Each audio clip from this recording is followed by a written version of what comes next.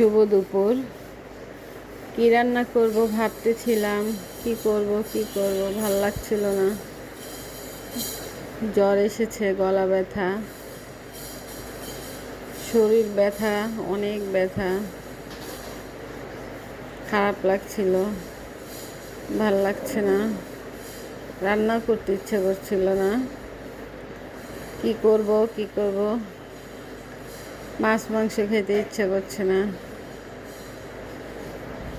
পরে মাছও খেতে ইচ্ছে করছে না। পরে কি করব, শেষে একটা মুরগি বের করলাম।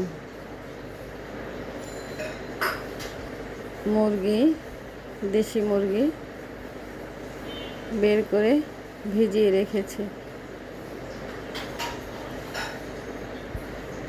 শরীর এত ব্যথা বলার বাহিরে।